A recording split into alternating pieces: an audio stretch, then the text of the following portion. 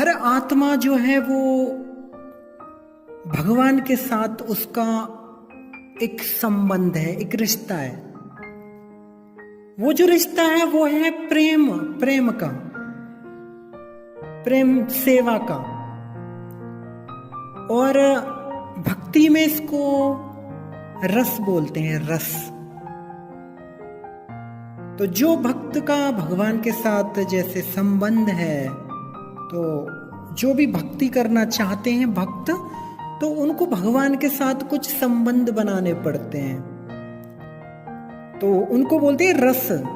तो ये जो रस है ये 5 प्रकार के रस, जैसे नंबर 1 है शांत रस, दूसरा है दास्य रस, नंबर 3 साख्य रस, नंबर 4 वात्सल्य रस, नंबर 5 माधुर्य रस।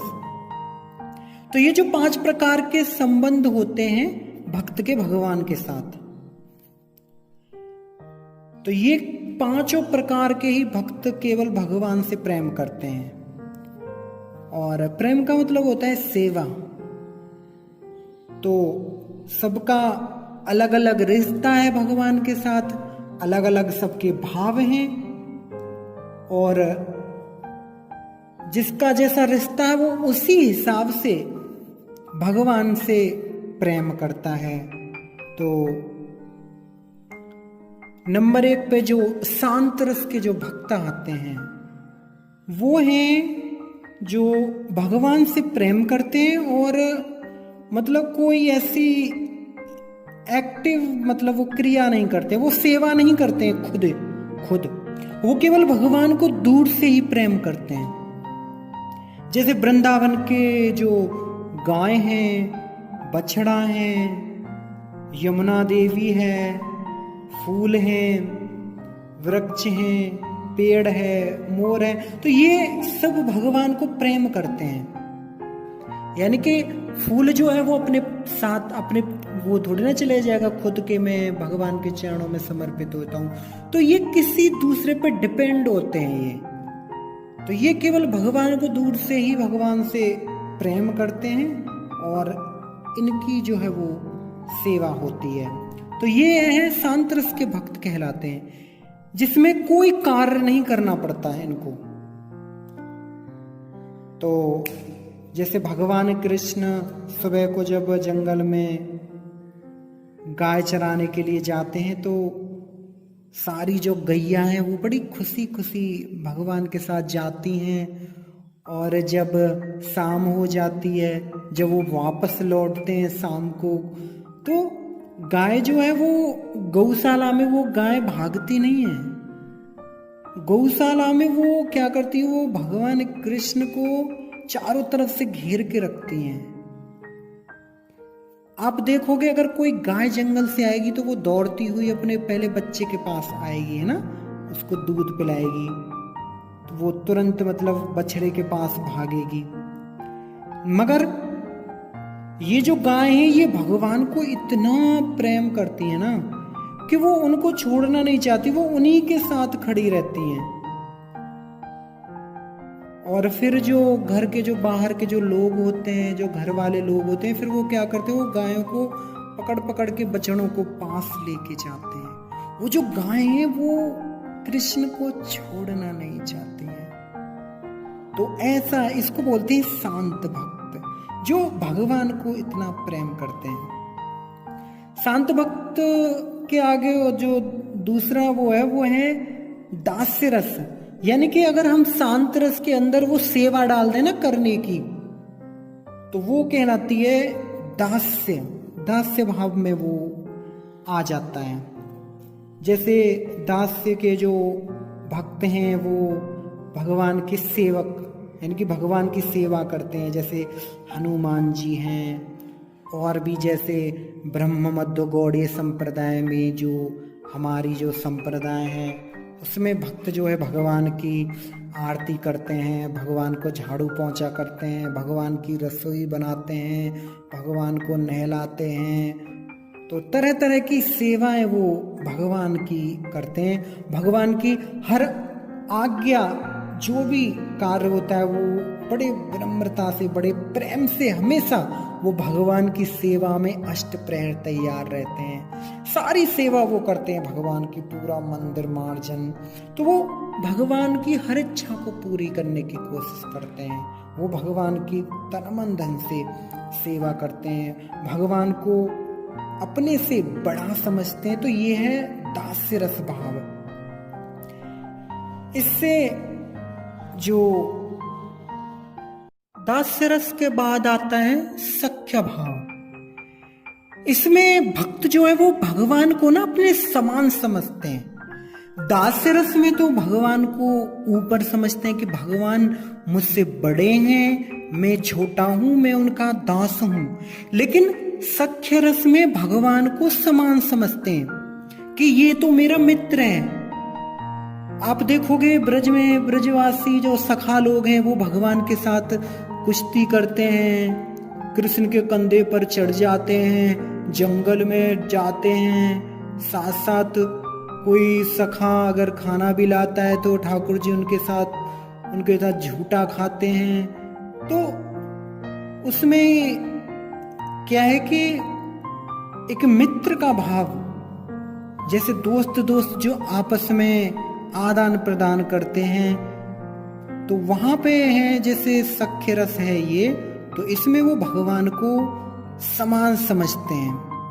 वो क्या करते हैं, अगर कोई खाना लेके आता है तो वो कृष्ण पहले क्या करते हैं, पहले खुद खाते हैं, आधा खाना फिर कृष्ण को देते हैं। उसी में से झूठा के देख कान्हा हमारी मम्मी ने ना बहुत सुंदर बनाया है, तो आप भी खाओ।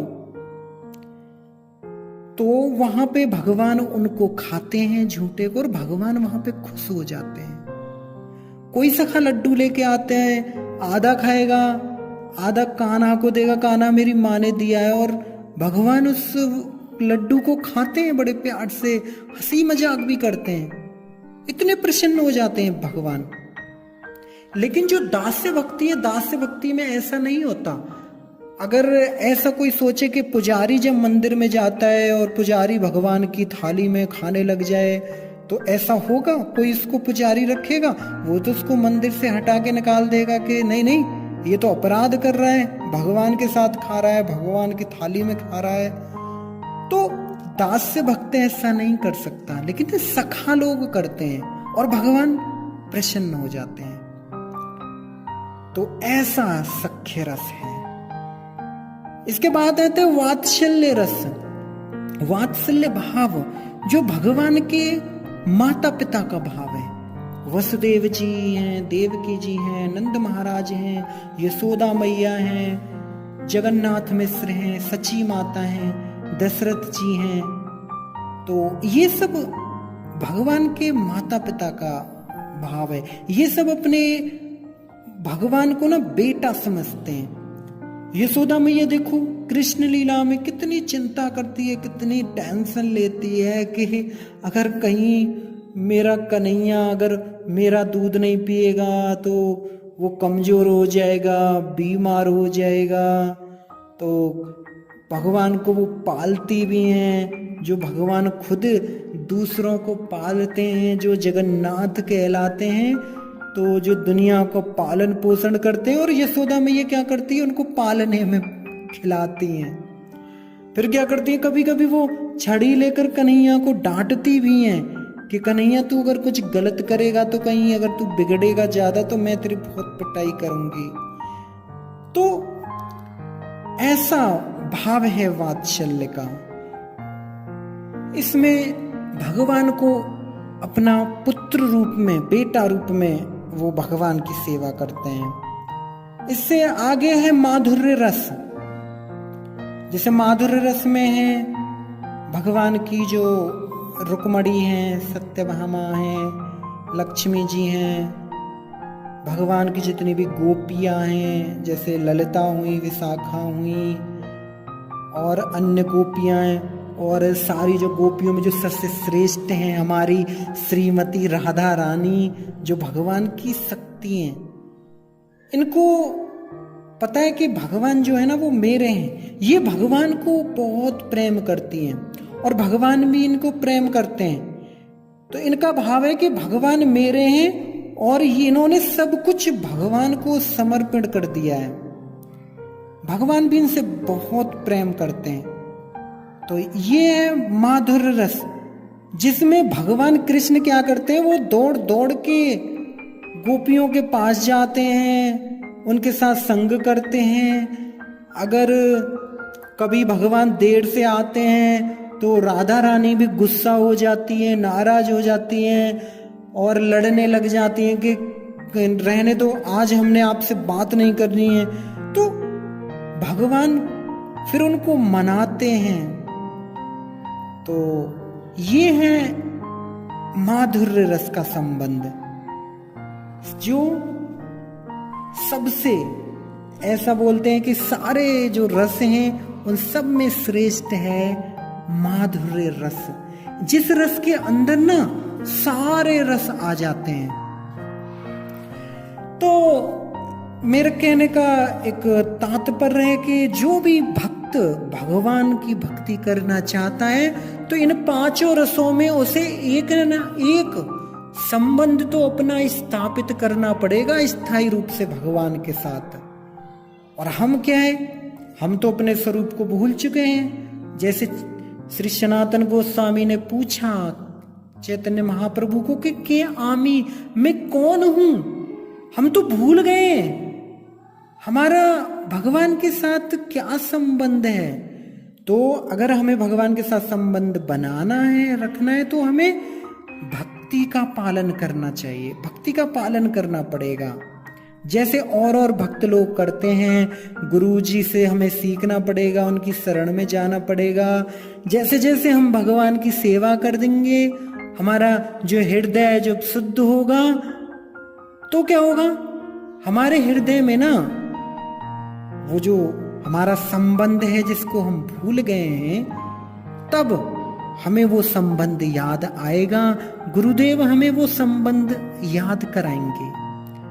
तो ये जो पांच रस है, ये पांच रस कोई अपने आप में कोई ऐसा नहीं कि कोई छोटा है या कोई बड़ा है, सब मतलब सब अपनी अपनी जगह पे सारे रस एकदम श्रेष्ठ हैं और सभी भगवान की सेवा बड़े संतुष्टि पूर्वक, बड़े नियम पूर्वक वो भगवान की सेवा करते हैं।